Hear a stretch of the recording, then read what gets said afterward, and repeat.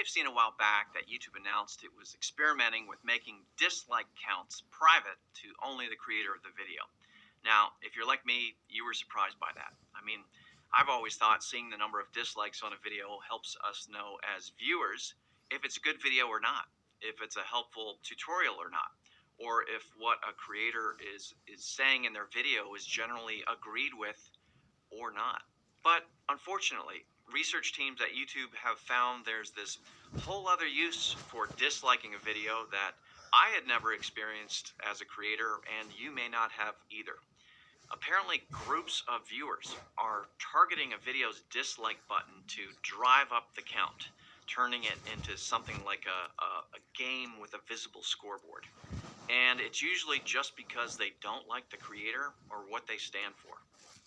That's a big problem when half of YouTube's mission is to give everyone a voice. So, earlier in 2021, YouTube experimented with making the public dislike count private to see if it would help reduce these coordinated dislike attacks across the platform. And after analysis, they did see a reduction. So, the update from YouTube is that the dislike button is staying, but the dislike counts will now be private. You can still dislike videos, and that action will be used to tune your own recommendations, but you won't be able to see the dislike count. Only the creator can find it on the back end if they want. Now, a few common questions we saw from the initial experiment.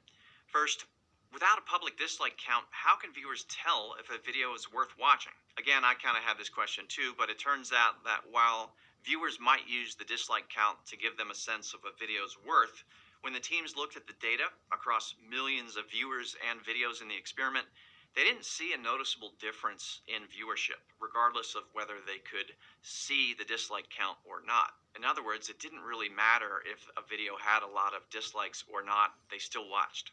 Next common question, if creators can still see the dislike count on the back end, how's that any different?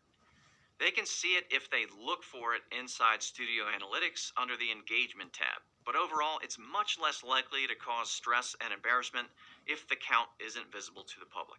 And one more common question, is this because YouTube Rewind got lots of dislikes? No, although there are some teams internally who have learned the hard way what it feels like to get lots of dislikes. Now, this again is about protecting all creators and making sure they have a chance to succeed and feel safe in doing so. All right, so that's the update. I hope it doesn't cause too much frustration. Honestly, I think you're going to get used to it pretty quickly, and keep in mind other platforms don't even have a dislike button.